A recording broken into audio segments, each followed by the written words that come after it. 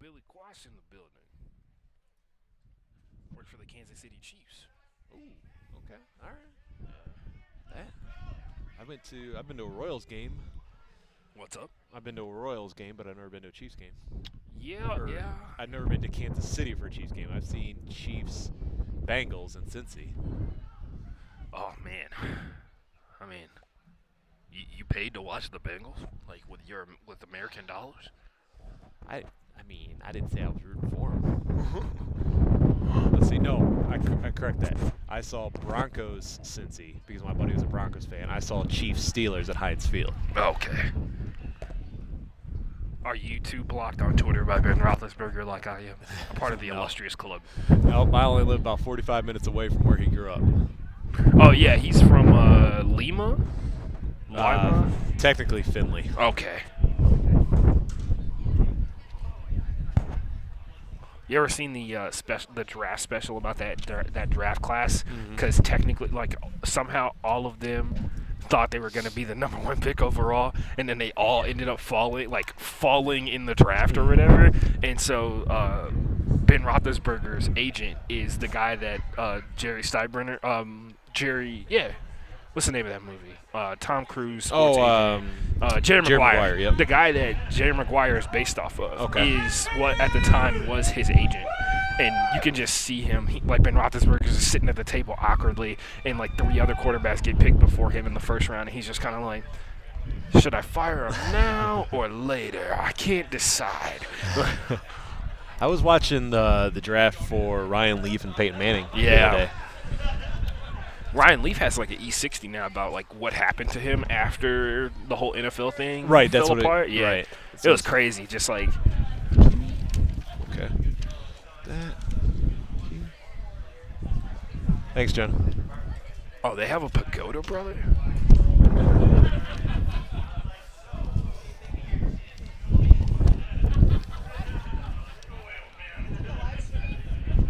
Pagoda. Yeah. Oh man.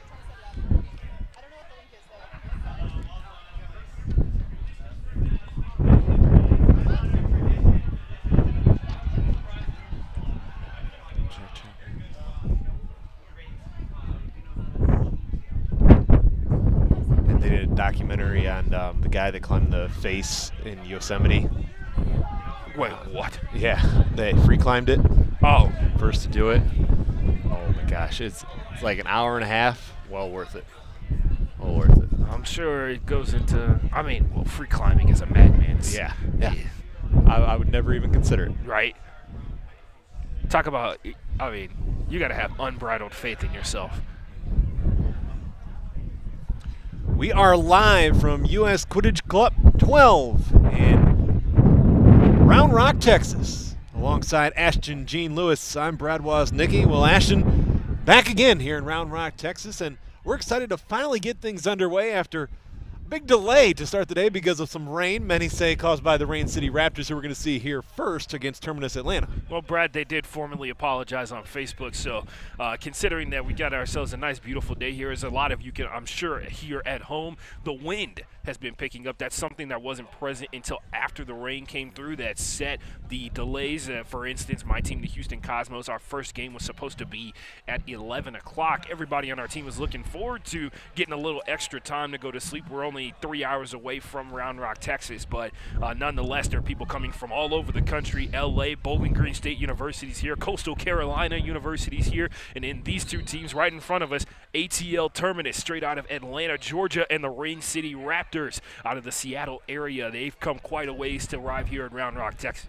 And the conditions, as you can tell right now, sunny outside, but a bit breezy today. We'll see how that plays out for teams that are more passing-oriented versus teams that may have a little more speed and trying to go a little one-on-one. And in particular, you'll see it early on, the decisions made. For instance, for the second time before Broom's up, the middle hoop has fallen over.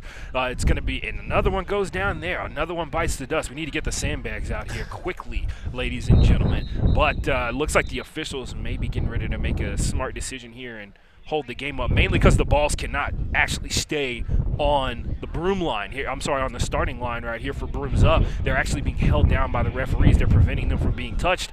Dangerous spot for the officials because there is going to be some sort of collision at those bludgers. I can guarantee you that. But as we were talking about, the big pass to look for that could be taken away from both of these teams, a lot of the non-male chasers, especially in traditional sets with a diamond formation, behind the hoops, which is going to be further away for the keeper to give that typically a female chaser or non-male chaser the best opportunity to score and give them some room to work with. That pass is usually cut off when the wind is at a level like this because you have to hit it at such high elevation, and the higher up that volleyball goes, the easier it is for that wind to be taken almost immediately and completely disrupt that pass. I've seen it happen where somebody will throw it in between the keeper's own line and half pitch here, and it dies and lands right in the hands of the keeper. So it's going to be a factor. There's no doubt about it. As you can tell, look at that official who just threw his jersey off and how far it flew. But none of these teams looking for excuses. They're just looking for these wins, Brad. And just anxious to get underway. We talked about how it was delayed this morning because of weather. There's been a lot of build-up to get to this point. A lot of hard work from all the staff members to make sure we are good to go here in Round Rock, Texas. We're ready to go for our first match of the day. And it's going to be fun, partner, because I know for you, being a member of a community team in the Houston Cosmos, you're looking at a community match here. We've got 4 pools, 6 teams in each pool, and you want to make sure you're a part of that top 3 in each pool. Yeah, Rain City and ATL on the lower end of those pool assignments because they are in Pool A with the back-to-back reigning national champions Texas Cavalry, who call Austin home as another hoop goes down again. Brooms up. We are underway with our first match of the day. Terminus gets the ball to roll their way because of the wind. In control of the quaffle and able to go one-on-one and get on the board quickly, trying to set the tone here, Terminus Atlanta. And you see ATL, if you look at where their beaters were, they were able to split the field in half. Their beaters were able to shield off any other defender from being able to stop that isolation play, very much like you see if you're an NBA basketball fan, because the playoffs are happening tonight. You'll see some isolation when you have an elite-level driver on there, especially when it's a one-on-one situation with a keeper who's 10 yards away. And with the keeper having not only the size but that ability to score, what kind of options does that open up for your team? You'll see that as Rain City gets their offensive set broken up, the ball gets taken by the wind just a little bit, and because of the hard boundary, looks like it's going to be a bludger and a quaffle turnover. And yeah, Rain City is not going to get that bludger off the hard boundary. They are going to get the quaffle, ATL Terminus, and they may be on a run here, Brad. Yes, they are. Let's see if they get open space here. 4 chasers in between him and the run here, and now a chaser taking aim. I'm sorry, a beater taking aim and missing on that throw. Yeah, coming up just short on the shot attempt off the post, trying to go for that right hoop. And quaffle controlled by Rain City. Rain City coached by Drew Sartorius from Western Washington University. Few members of this Rain City team from Western Washington University didn't want to see things come to an end after their college careers came to a close. Hey, Quidditch is a fun sport. The community and the players are what make it all worth it, and a lot of good players all over the country as we got a nice pick screen from the beater there and a nice shot as well to go along with it. A little luck from the wind may have pushed that one through. Rain City on the board. Oh, wait a minute. They're going to call that turnover. no good. No. It was originally the signal right in front of us, and the officials said that shot was good.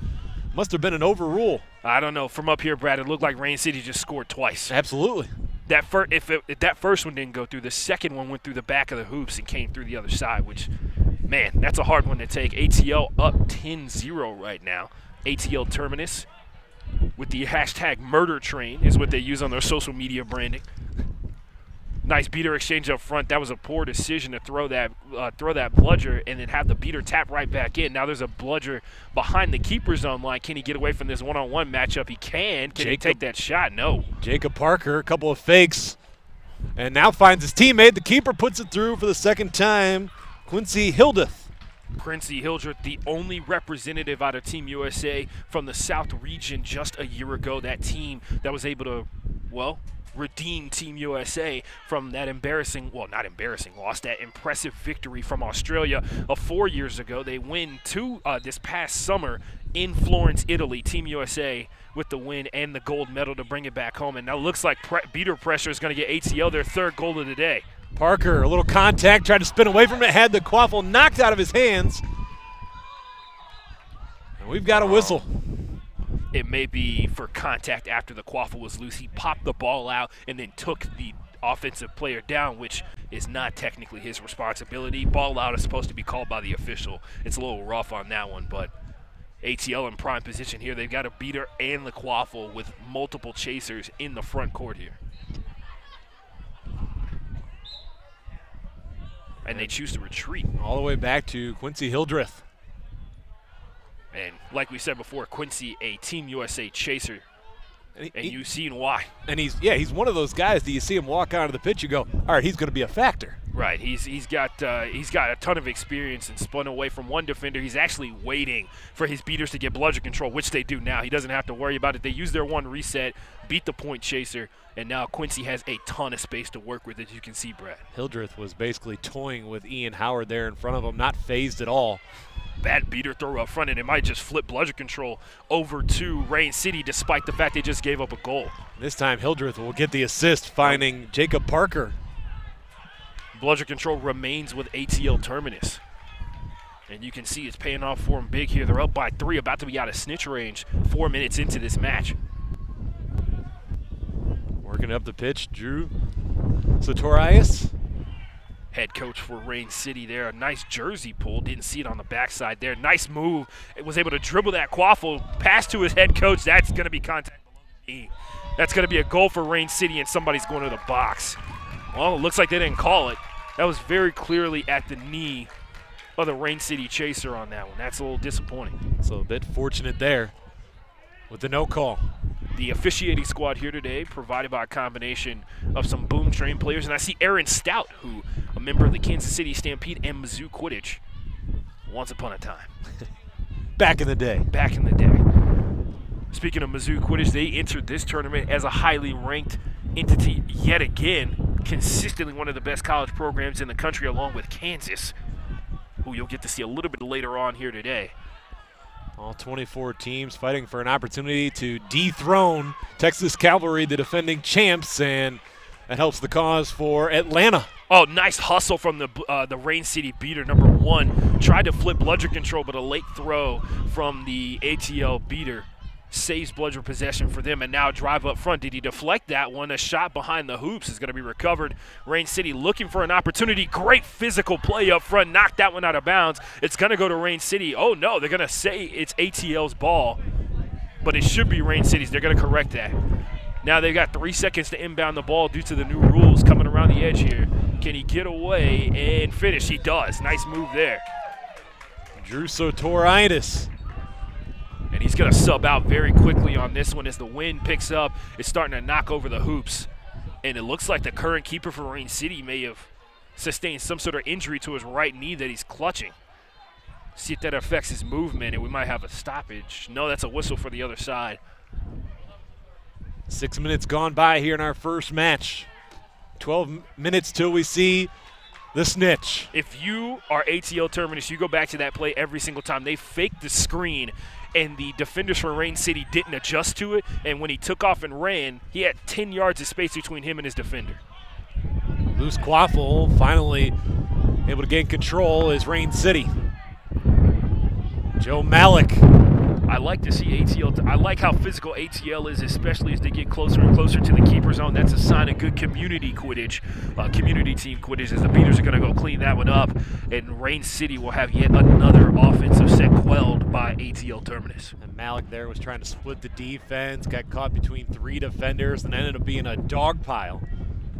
And let's see what this new set of beaters for ATL Terminus can do. The first wave was able to hold on to bludger control about 90% of the time that they were on the pitch, and that's what set ATL up for this current 4-goal lead that they have. Rain City with possession. A beater is down. Oh, that's going to be bludger turnover, and the third one is down as well. A throw wide, and the wind is going to help keep it in bounds, and a nice reset from Terminus. Logan Hartman with the kick save and a beauty.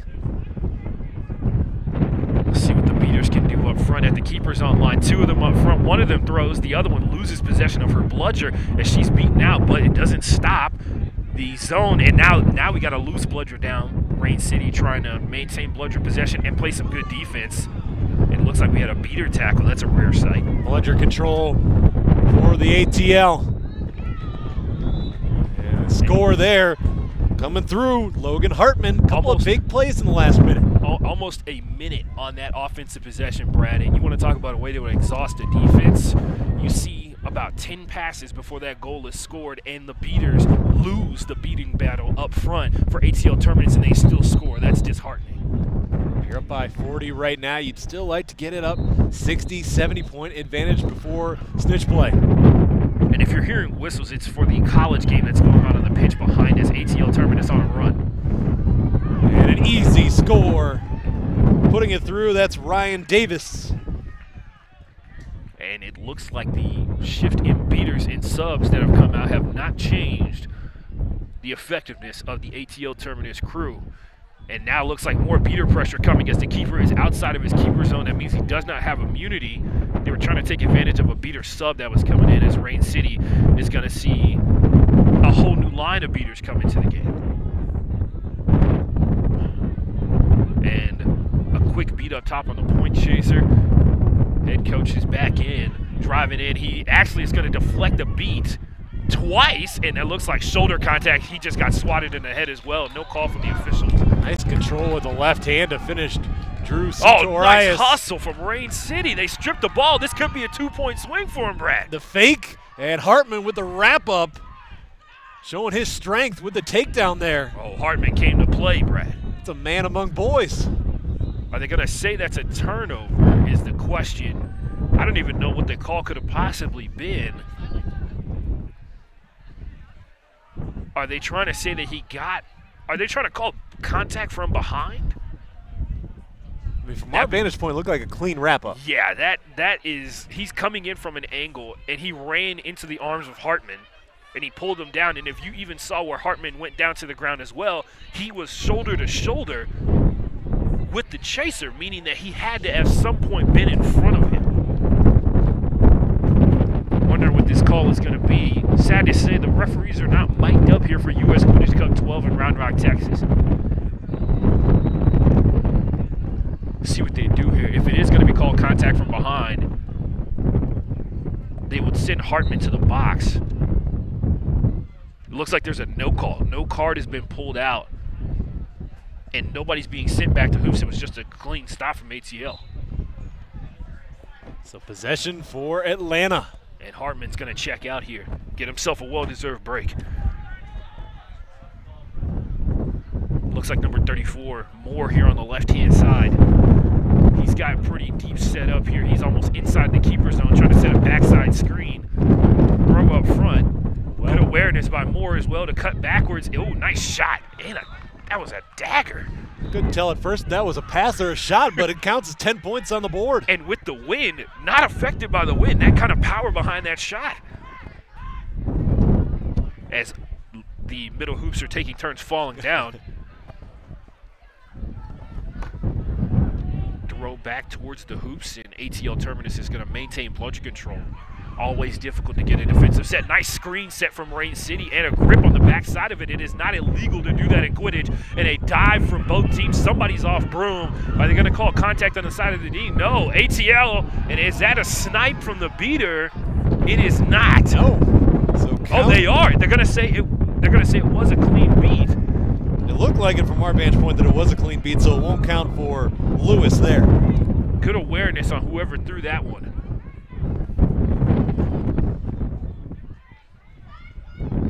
We're only about 6 minutes away from seeing the snitch. As we see ATL Terminus extending outside their keeper zone, their beaters are cheating further and further up as they build some confidence here. They're playing staggered, meaning they're splitting the field in half, which is always difficult because it allows the opposing beaters to split and isolate one of your beaters, and that's contact from behind on the swat. Moore's going to get away with the scoop. He's in transition, and he throws it right at his teammate, and of course the wind takes it out of bounds. It's like about 10 feet behind him. Yeah.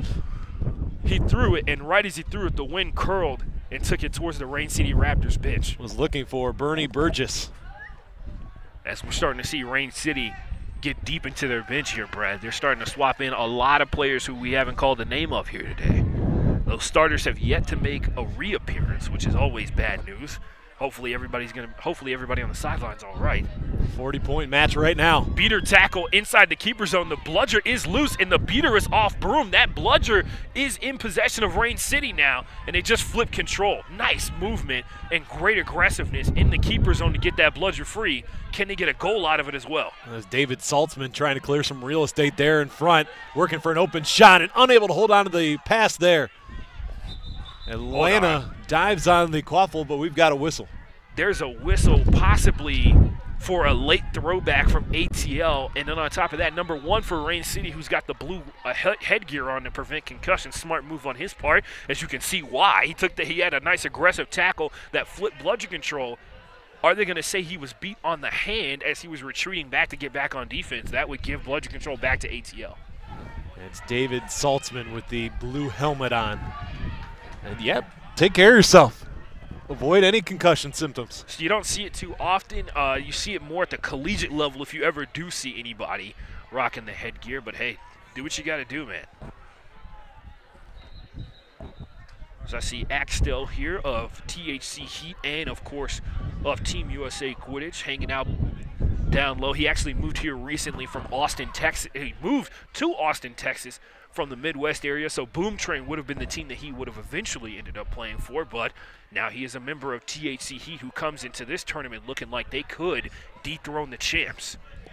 Now, historically, state of Texas has been known for being really the powerhouse state for Quidditch teams. Oh, be careful, Brad. You're gonna anger a lot of people when you talk about the success of Texas Quidditch. I'm putting it out there. Nice shot from ATL on that one. That one almost uncontested. And now we're starting to see, at first we were seeing some good slow play from ATL. Now we're starting to see him get out in transition, Brad. And that could be a sign that Rain City getting a little tired out here. Got to continue to find ways to play to your strength. Rain City's just got to find a way to keep this within striking distance. Then once the snitch comes down the floor, opportunities take advantage of when you can to get within 30. Wow, Rain City took what is typically a quick transition bucket and actually got 3 passes out of it. A missed beat up front turned into transition points. Nice tackle and nice beat before. There's no way that should count, and it does not. Now Rain City trying to flip the points on this one, driving middle, looking to the right-hand side, dodges one. Oh, no, they're going to say he got hit on the back, and that will give the ball back to ATL. A nice effort there from Jake Ronhard, but he's going to come up short. Another former player for Western Washington University. Western Washington apparently produced some pretty good Quidditch players. I'm seeing, although the scoreboard doesn't represent it, they're making smart plays out there. For Rain City, this is their 3rd U.S. Quidditch Cup. Beat up top. And knocked down on the bludger. Waffle loose behind the hoop. Well, body's there for Rain City, able to spin away from the tackle. And Quincy's going to have it off the wing over here. Jumps over a beat, and this could be a dunk on the way. Oh, nice shot and score from Quincy Hildreth. And you see why Team USA wants him in the red, white, and blue. Athleticism on display every time he's on the pitch. Makes it a 60-point advantage for Atlanta.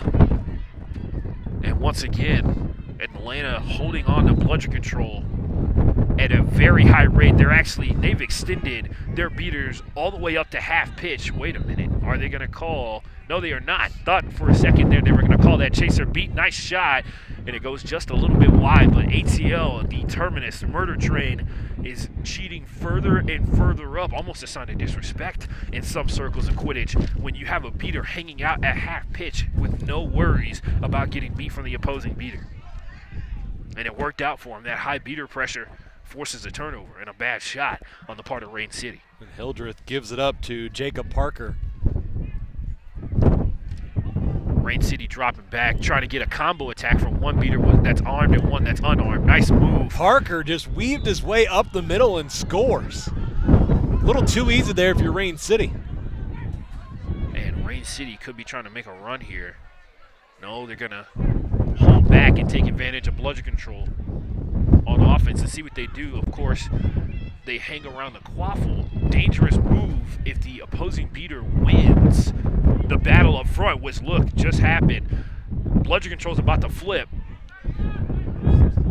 And and Rain City's still on a run here. They still haven't scored, and it's going to be picked off. All the Bludgers are down, and Rain City has one tracking back, but can they score off of it? They cannot. Slowing it up wisely there, Jody Lewis. You can hear the wind picking up, and you'll see it affect the Quaffle and the Bludgers flying, and that was a nasty shove-off on the part of ATL. The Bludger play able to get the Quaffle out of the hands of Hildreth. Now a chance for Rain City to score. And that one finds its way through the hoop. Much needed for Rain City. No doubt, and then of course getting it in transition. Sometimes it comes down to showing your team that just a little bit of hustle goes a long way, especially in this sport that is a marathon more than it is a sprint. And both teams definitely have to recognize the fact that this being the first game of the day, as we get later and later into the day, and if you're playing tomorrow morning, still trying to find out if you're getting into bracket play, want to take advantage early, get the wins early, because you never know what kind of factor your legs are going to be late. Right, and then of course, only half the teams have access to a hot tub when they go back to the hotel, and that's huge for recovery, especially for older players like you're watching right now. Throw behind the hoops, nice swat, nice chance to swat it down and give herself a chance, but cannot come up with possession. Awful controlled by Rain City, just across midfield. Being patient is Ronhar. Bludger controlled by ATL. Ronhar looking for room, flips it, scores it. Tough angle, didn't matter. Good job on the part of his beater. Although they did get beat up front, they opened the lane for their chaser to find something, and it closes the gap down to a 5-point lead. 5-goal lead, sorry. No apologies necessary, Ashton. We got ourselves the snitch entering the field of play, so that means we are 1 minute away from snitch on pitch. See how this one goes down. Well, I think you definitely like Atlanta's chances here because of the size and the length that they're going to have working against the snitch. A lot of times you're going to have a snitch that his quickness will be a factor, but this overall, I like the size chances for Atlanta. And we'll see what happens here, because that snitch could very well be a lot more mobile than you expected. In that case, it could come down to a last-second dive or being the person who's second to the party. And when I mean that, I mean the second seeker that comes in to engage with the snitch at the same time. And once again, we're already seeing, as we have a stoppage here, we're seeing the Bludger control has lied with ATL Terminus this entire game. ATL has shown themselves to be the more persistent team when it comes to driving to the hoops and on snitch on pitch. Those two things are invaluable. Beater play, being able to pull away and go to snitch on pitch so that their seeker can get a ton of alone time with the snitch and come up with the win. And then, of course, trusting that your chasers can win their one-on-one matchups when they're out in the open field and have no beaters to impede them from getting to the hoops. One thing you have to know, too, about a snitch that you don't always know coming in is, even though you may not be the biggest snitch out there, have a ton of length, if you've got that wrestling technique down, that no leverage, telling what baby. kind of problems you can cause for a seeker. No doubt about that. The Lost Boys have a snitch on their roster. In particular, his name's Anthony. He has a Brazilian Jiu-Jitsu background, and it shows itself very well. A lot of people recognize him from his photos when he is rocking his Spider-Man shirt, his Spider-Man dry fit shirt. But Brazilian Jiu-Jitsu background, it looks like a very smart tactical timeout just before snitch on pitch, which means we have a 1-minute timeout called, and I'm assuming it's by Rain City, before things get a little squirrely out here. They have to make a key decision, and you'll see this throughout the day, ladies and gentlemen. Do you rely on your chasers to get points and snitch on pitch, or do you let the snitch, depending upon how confident you are in them, which is why it's important to not only scout your opponent, but also scout the snitches that are going to be in your game and get information from other seekers about them? Can you trust that snitch to hang out by himself for a minute or two while you try and get back into this game? Because we've seen this happen so many times. ATL is up by 5 goals right now. That's a 2-point swing. If Rain City can find 2 uncontested goals and pull, that's overtime. They find 3 uncontested goals and pull, that's a win. And ATL has dominated this game so far in this one, but there is a way for Rain City to get back into this one. Now, for those joining us here on the U.S. Quidditch Cup live stream, I want to remind you that our second match of the day expected to be Carnage Quidditch versus Silicon Valley Vipers. And there's one right there for you, Brad. 100-60. Silicon Valley Vipers versus, sorry, who were you saying? Carnage Quidditch versus Silicon Valley Vipers, followed by Boom Train, the Bay Area Breakers, and then Los Angeles Gambits, a well-known team, versus Twin Cities Quidditch Club. A lot of those teams, LA Gambits, big storyline coming out of there. Their star player, Tony Rodriguez, says he's hanging up the cleats after this one. So this is his last go-around as the snitch is hanging out in the middle of the pitch. You don't really see that too often. They typically like to back up towards the borderline here, especially now with the new rules instituted. You cannot pull a snitch out of bounds. You cannot pull a snitch ball and be called a catch if you land out of bounds. ATL's got another uncontested run due to a bad pass over the top of the hoops. Now a chance to go one-on-one with the snitch. Nice effort there, but unsuccessful attempt there for Mike. And ATL getting pretty close on that one. Terminus is number 53, I believe it is. Mike Pascatoy. Oh, Mike Pascatoy. The seeker for Atlanta. I think we point this out. If you want to talk about the value of experience, Brad, Pascatoy pulled for the win for the University of Rochester in the national championship game last year. Grad student for the Rochester Threstrals and went out in style, ladies and gentlemen. Hoisted that trophy, and he's going to work here big time. Is there a better way to go out than on top? I mean, that trophy looked pretty nice from all the photos that I got to see, and it was electric when Rochester upset the University of Texas in Texas in front of an entire crowd of Quidditch fans, as we mentioned already. Not exactly a big fan of all the Texas teams constantly winning, so Rochester getting a little bit of love from some players from teams they normally would. Nice beat up front from Terminus. Bludger loose, and Bludger control now for Atlanta. And good zone defense from ATL, not letting number 7 get behind the hoops before he can get some reinforcements. Throw over to the right-hand side. Let's see what they pull this one for. The snitch on pitch has calmed down significantly. ATL's seeker has been consistently beaten. Hildreth with a great read, didn't even have to turn around and knew that the offensive chaser was there. Now he's going to be on a run with just 2 defenders in front of him. Hildreth trying to go to the outside. His shot is good. Man, he's been pinpoint accurate even with the wind affecting everybody else's shot. It seems like his is unchanged. 130 points on the board now for Atlanta, compared to 60 for Rain City. Terminus with, looks like Pascatoy's trying to go for the 2-arm pull, occupy the snitch runner's arms with his right hand, and then trying to go over his back and pull down, straight down his spine, eventually getting to the snitch ball and pulling that one off.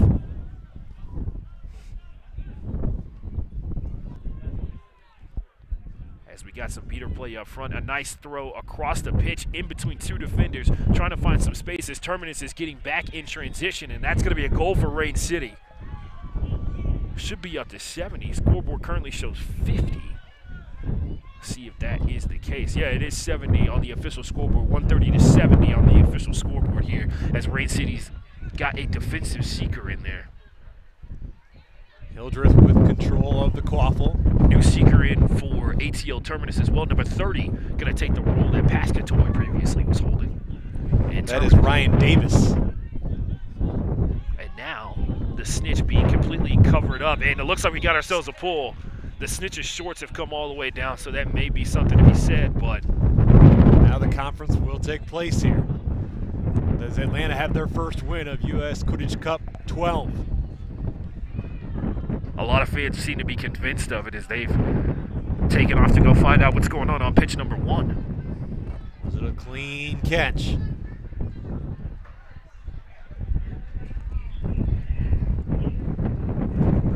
Everybody waiting with bated breath. Well, Davis pretty comfortable there right now. Yeah, exactly. He's on the couch at home. He's resting up just in case. He throws the snitch ball back, and that is going to be a victory for Terminus. So Terminus Atlanta from the start took control of this match, going to win by a final of 160 to 70 there with the snitch catch. Only took about 22 minutes to complete this one. Nice start for Atlanta. And as you say that, like you said before, Brad, Carnage walking onto the pitch, and the Silicon Valley Vipers out of California making their way around the pitch here, getting their warm-up lap in before that one goes